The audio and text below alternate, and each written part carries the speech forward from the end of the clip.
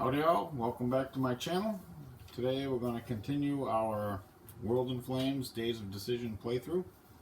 We're going to pick up with the July-August turn.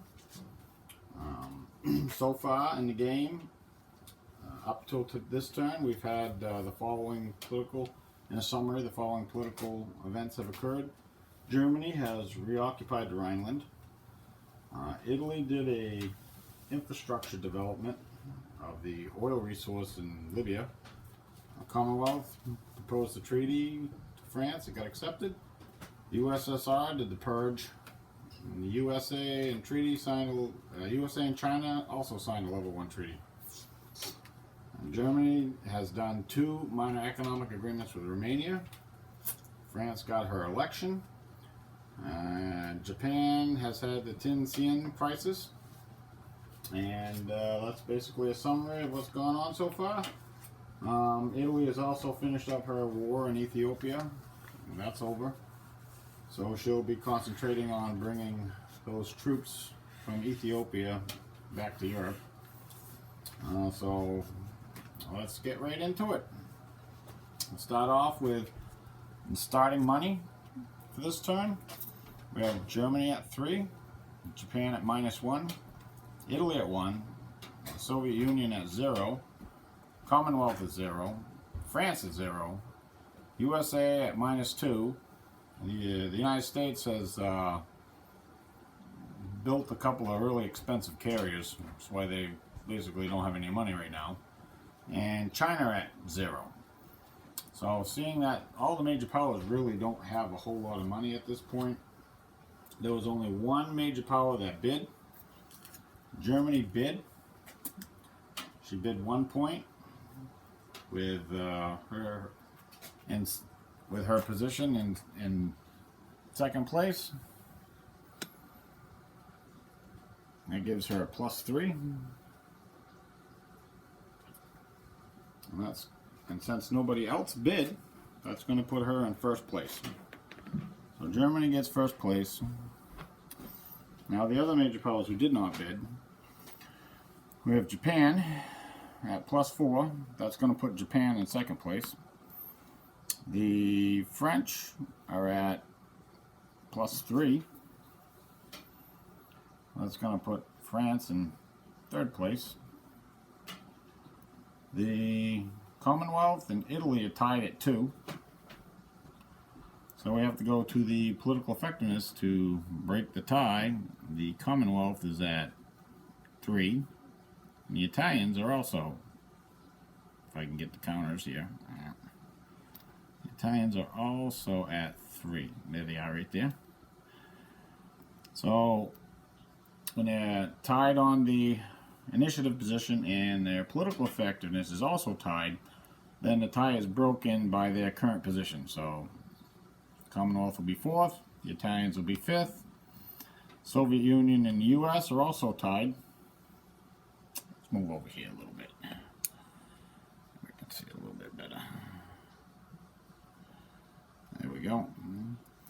Soviet Union and the US are also tied. And we go back over to the political effectiveness. The Soviets are in 4, US is in 2, so the Soviets win the tie. They get 6, the US gets 7th, and China gets 8th. The last card marker will go next to the Germans, both of them, because we only have one country bidding for a political option, and that will be Germany.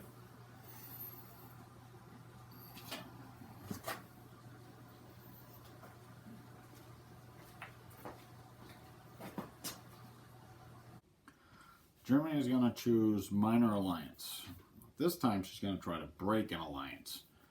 She really wants to get Romania in her sphere, so she's going to try to break the French alliance with Romania. So this option may not be played on a minor in a civil war. No. Well, that is that war. No. Has been declared war on this turn. This option may only be played on, okay, with the political markers. Each minor country may have up to 2 alliances and must be with the same major power. Once a country has 2 alliances, one of them must be broken before you can make another alliance. You can always break one of your own alliances. Modifiers are going to be apply treaty chart if successful. Let's see what the options are here. The options, that's what okay. Alright, so the modifiers are, we're going to add 1 to the result. We're going to add 1 to the result for each factory or resource marker you have in a miner. So we have, currently we have all 3 oil resources from Romania, so that's a +3. Add the miner's willpower. Okay, Romania's willpower is right there. It's a 4. Well, that's a +7. Subtract my initiative position. The German initiative position is 1, so that's a 6. Subtract the distances hexes on the status display between your major power's political marker and the miners and the miner. So go over to the political display.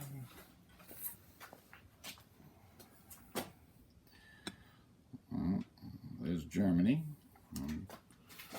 right here, and here's Romania. Or 1, 2, 3, 4. 4 hexes away. Back over here.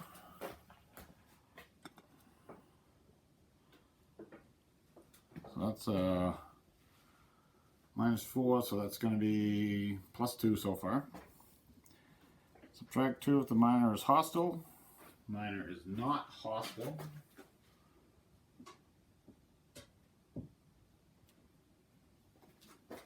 Hostile to the Soviet Union, not Germany. Okay, subtract 3 if you're trying to break an alliance. Well, we're trying to break an alliance, so we're going to be subtracting 3.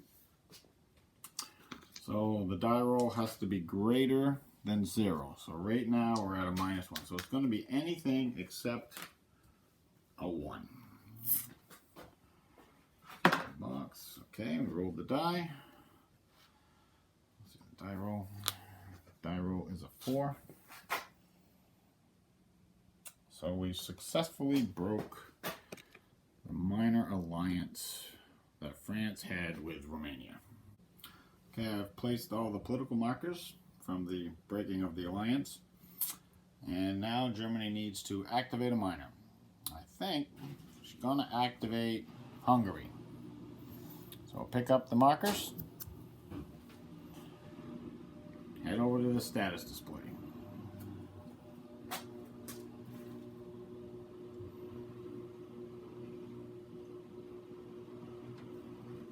Gosh. Well, let's go. Yeah, that's better. That's better. So we got -3 for Germany. We got a +1 for the Soviet Union. So here's Hungary. Now, Hungary has an alliance with Italy. So, and the -3 German is going to want to push the marker this way. Okay? So it costs 2 to move a hex. It costs 1 to go across the boundary. But it costs an additional 1 to move away from a major power that the miner has an alliance with. In this case, it's Italy. So it's actually going to cost 4 to move 1 hex away. The German marker is a -3, so it won't move the Hungarian marker at all, and the Soviet one is basically going to do nothing. So these markers are blown off for all intents and purposes. So I've also rolled initiative, and the initiative came out as the white die were the democracies, the blue die was the fascists, and the red die was the Soviet Union. After the modifiers, the dice rolls come out as the Democrats at a 3, the fascists at a 7, and the communists at a 9. So the communists have decided to go last. That'll leave the fascists will go second, and the Democrats will be forced to go first again. There isn't a lot that's going to be going on on the board right now.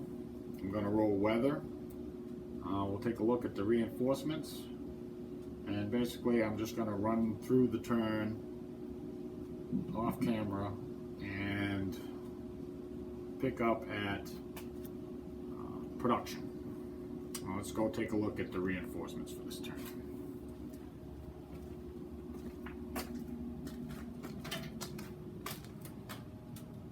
Not a ton of reinforcements coming in.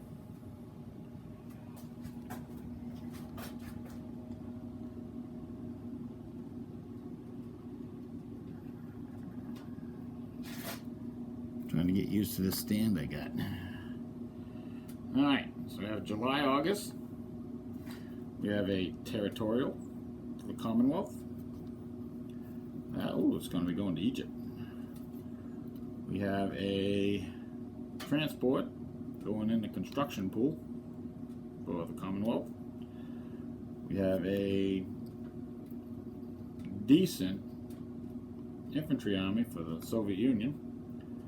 We have the Australian cruiser Perth. It's a light cruiser. That will go down in Australia somewhere. And the Commonwealth has a bunch of ships going into the construction pool. The Penelope, the Aurora, the Sheffield, and the Glasgow. Say that right? Glasgow. Yeah, okay. All those units will be going in the construction pool. Okay, I'll get these units on the board, then I'll run through the turn, and I'll be back with production. The turn lasted 19 impulses, ended on a Democrat impulse, so there will be no modifier to the initiative roll for next turn. The reinforcements, the Soviets put their infantry army in the Far East, Vladivostok. Well, I don't know. During the rest of the reinforcements went, basically the British put theirs in Australia and sailed the Perth up to join the fleet in Singapore. The Italians brought back an air unit from Libya, and that's just about it for everything. For production, the production numbers were: Germany produced 7 and started with 4. Japan produced 3 and started with 2. Italy produced 2 and started with 3. That the started money is what is on the track. The USSR produced 3, had started with 3. Commonwealth produced 5, started with 5. France produced 2, started with 2. USA produced 3, started with 1. China produced 1 and started with 1. So Germany ended up spending 1. They laid down a heavy cruiser. The Japanese spent 1. They built a convoy point and a carrier air group.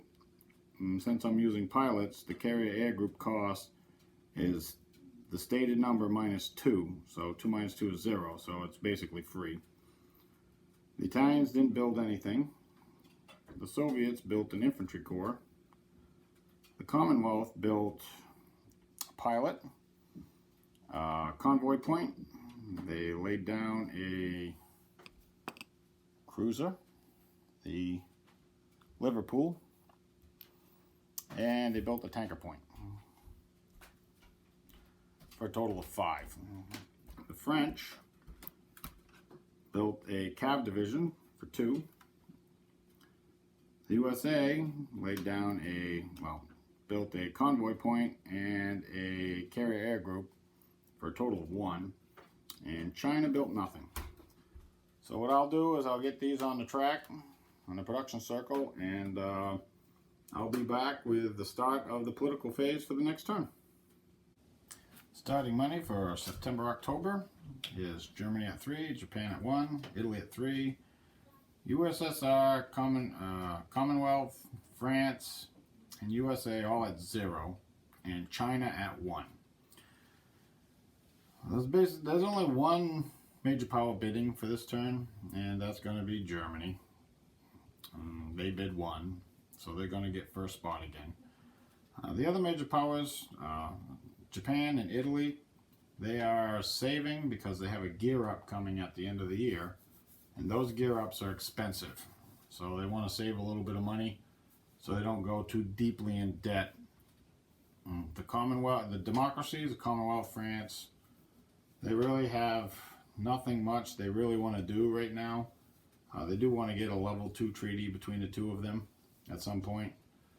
The USA, they have their election coming up at the end of this year, which there's a house rule about that, but we'll get into that in the November-December turn. And China really has nothing much they want to do politically. They right now are just kind of sitting tight, watching the Japanese with a little bit of alarm building up on their border. But other than that, they're kind of okay where they are right now. So, one major power bid, Germany. Got their spot. Pay for the bid. It's $1. Reichsmark. What the Germans are going to do is they are going to sign an alliance with Romania. So right back to this. Now, this is going to be a little bit different. Okay, it's the same modifiers, basically. So I'm going to add 1 to the result for each factory and resource marker, which is 3. So that's a +3. Going to add the minus willpower, which is 4. So that's +7. Going to subtract Germany's initiative position, which is 1, which is going to be a +6. And subtract the distance in hexes on the status display between the two markers, which is 4 hexes. So that's going to be a +2. However, the treaty with France was broken last turn. So there is no treaty with Romania now. So it's +2 on the die. You need anything better than a 0, which means it's more or less automatic. Now 3 + 2 is 5. That's automatic. So Germany signs a treaty with Romania. I'll put the political markers out and be right back. Last thing Germany does is activate a miner. I think for this turn, for obvious reasons, we're going to activate Romania. There's 6 points, so I'll pick up the marker. We'll head over to the status display.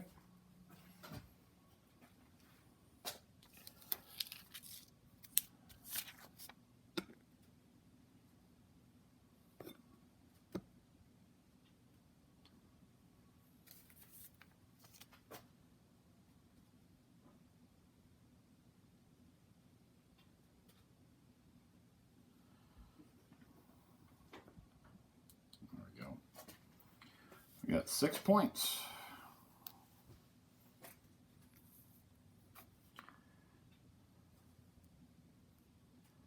That's the marker right there. Oops, don't move stuff around.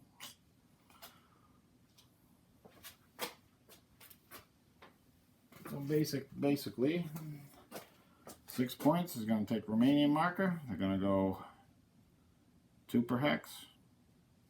There's no treaty with France now, so the cost won't be an additional 1.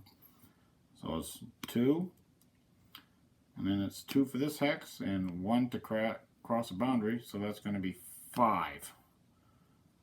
And I don't have enough to go another to here, because it's going to cost 2 for the hex, 1 for the boundary, which is 3, and then minus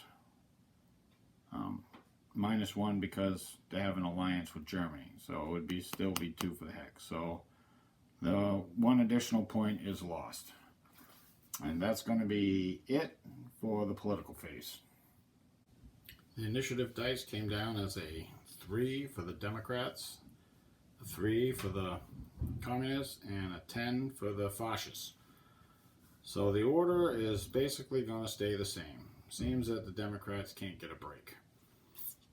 The weather roll is a 5, which is going to be rain in the Arctic and rain in North monsoons.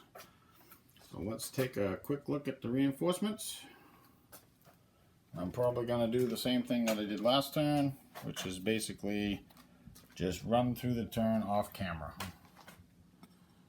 There's a big pile of reinforcements coming in this turn. We got a Chinese Communist Cav Corps.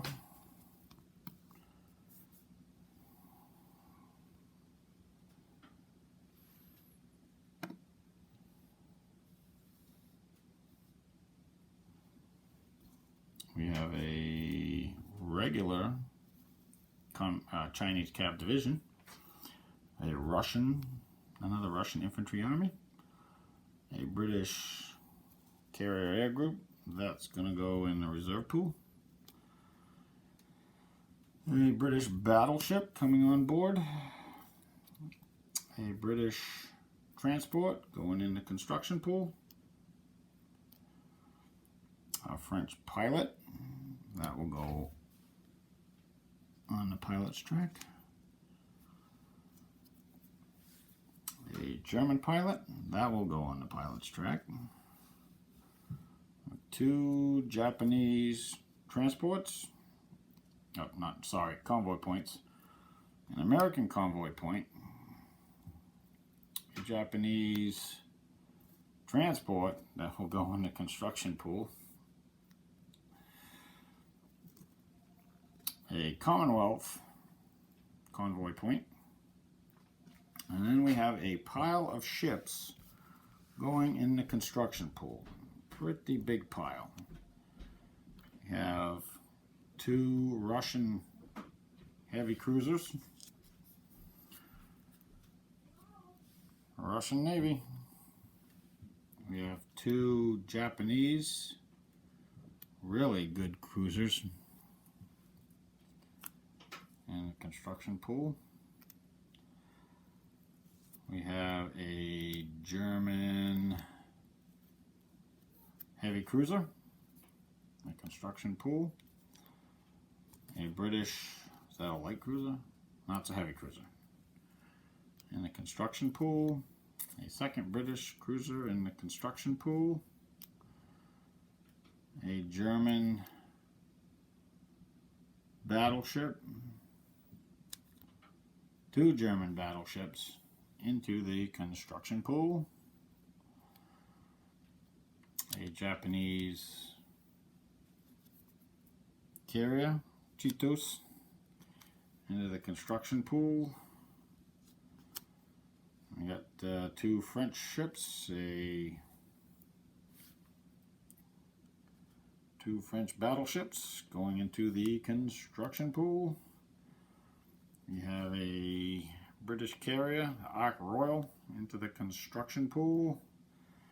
And we have a U.S. carrier, the Enterprise, into the construction pool. So I will get these on the board and be back shortly. So for November, December 1936, starting money will be Germany at 4, Japan at 4, Italy at 5, USSR at 3, Commonwealth at 5, France at 2, United States at 2, and China at 2. All major powers have put in their bids, and this is in November, December 1936. The USA must hold an election. So the House rule is, excuse me, the USA is going to bid 1 more than the top bidding country, top bidding major power. So after we calculate the bids, it's going to come out just 3, basically 3, Japan, Italy, and the USA will be bidding. So Japan bid 1.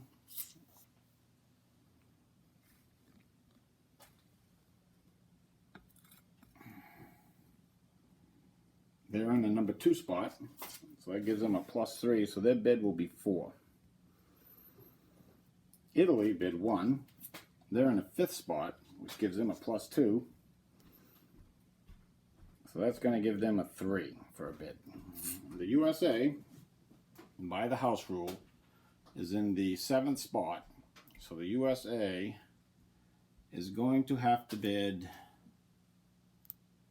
They'll be tied with political effectiveness, so they can't bid 3. They're going to have to bid 4. The USA is bidding 4,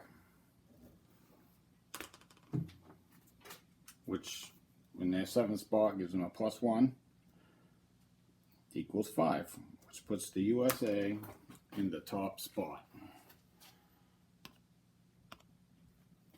Next up will be Japan with a bid of 4 for number 2, and Italy with a bid of 3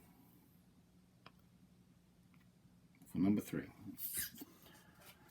And that will be the last card, will be Italy. And the remaining major powers who did not bid, Germany's at +4, so that's going to put her in 4th place. France is at +3, it's going to put her in 5th place. Commonwealth is at +2, it's going to put her in 6th. Soviet Union is at +1, it's going to put her in 7th, and China is in 8th. The US will be playing IPO 10, costs 1 money, which you paid for. There's basically hold your election and now you're all set. There's no US entry, there's no minor country effects. You just need to roll to see if you're in the political. No, I think they get to activate a minor. Let me check. The USA does get to activate a minor, so they're going to activate Argentina. That's a 1-point Japanese marker, so that basically blows that off. Now the US rolls to see if they end the political phase. That's a 5, so we keep going. Next up is Japan.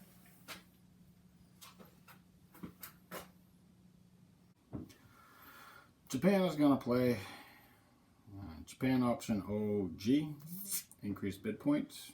What that does is it gives you twice as many bid points as your current political effectiveness, and Japan's political effectiveness is 2, so we'll give her 4 extra bid points for the next political phase.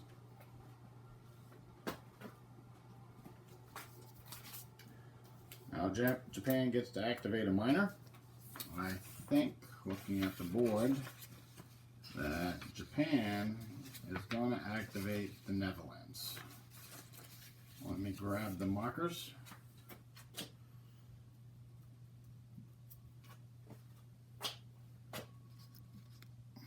So I basically have a bunch of 1s. -1 Commonwealth, -1 Japan, and a +1 USA. Since it takes 2 points to move a marker, all gone. Now we just have to roll to see if Japan ends the political phase, which won't make Italy very happy. That's a 9, so we keep going. Last card marker moves down to the other last card marker, so Italy will be the last to go. And the Italians are basically going to do the same thing. Increased bid points. There's no cost, there's no US entry, there's no minor country effects. All it does is it doubles Italy's political effectiveness, which is 3. So Italy will get 6 bonus bid points for next turn. Italy gets to activate a minor. Ooh, I think she's going to activate Hungary. Hungary has a -3 German. Same situation as the last time we activated Hungary. It takes 4 points to move the Hungarian marker. So the -3 German is gone. There's no roll to end the political phase because Italy was the last country that had a political option that she spent money for. So we'll move on to reinforcements, initiative, and the weather roll. So the initiative roll was interesting. We had a 10 for the Democrats, a 7 for the fascists, and a 10 for the communists. So the communists, with their +2 modifier, chose to go last. The Democrats have chosen to go second, forcing the fascists to go first. The weather roll was absolutely putrid. It was a 9. This means we got blizzard in the Arctic, snow in North Temperate, storm in Mediterranean, rain in North Monsoon, storm in South Monsoon, and rain in South Temperate. Let's take a look at the reinforcements for this turn. And again, I think I'm just going to run through the turn off screen. If anything major happens, then I'll break. But I don't really see that happening. So I'll just run through the turn and then at the end of the turn give a brief summary of what happened. And if anything actually happens, then I'll stop and film it. So for reinforcements this turn, we have a Russian infantry army, mid-grade. We have a French convoy point. We also have 3 French tanker points. We have a Commonwealth pilot that will go on the pilot track. Where are you? Okay, we have a Japanese convoy point.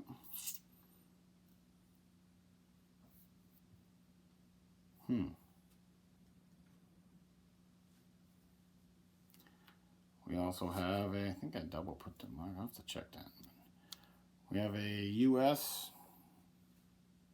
Convoy point, Commonwealth convoy and tanker point, a Soviet headquarters. Who is this? Timoshenko. We have a Japanese combat air group that's going to go in the reserve pool. And last, we have 2 Italian battleships going in the construction pool. And I'll get those on the board. I'll run through the turn and I'll probably pick up with production, unless something actually happens. The turn ended on impulse 22 with the Democrats. So what that does is that moves the Democrat marker back down into the -1 box for initiative modifiers, because the Soviets didn't get a chance to go, so it moves them down. The Italians are continuing to bring back their army from Ethiopia. The Russians, surprisingly, are building up on the Iranian border. I'll show you. I don't know what that's all about. Who can tell? Who can tell those Joe Stalin? Who knows? Okay, so I think I might have screwed up a little bit. I think I forgot to do production last turn, but whatever. I just did twice as much this turn. So the production numbers came out. Nobody added anything to their production, but the totals were Germany 11, Japan 6, Italy 6, USSR 6, Commonwealth 10, France 4, USA 0, and China 3. So the Chinese spent 2 to build a communist garrison unit. The Soviets spent 5 to build a kind of weak mech corps. The French built some fleet. They pulled this unit out of the construction pool and laid down, actually I got that opposite. This came out of the construction pool. This unit was laid down. There we go. So they laid down a carrier, they pulled a battleship out of the construction pool, and built a combat air group. That cost them 3. The British built a pilot, territorial, 2 convoy points, 1 tanker point, and pulled the Ark Royal out of the construction pool. That cost him 9. Germans pulled the Scharnhorst out of the construction pool, built the headquarters, built the garrison unit, built a sub. It's one of the original counters, so it's actually half that, and built a pilot. That cost them a total of 11. Japanese pulled this transport, not a very good transport, out of the construction pool. That cost them 2. The U.S. built combat air group and convoy point. So that's going to wrap it up for 1936. I'll get these units on the wheel, and when we pick up again, it'll be 1937. I have to add units to the force pools for all the major powers. We'll see you then.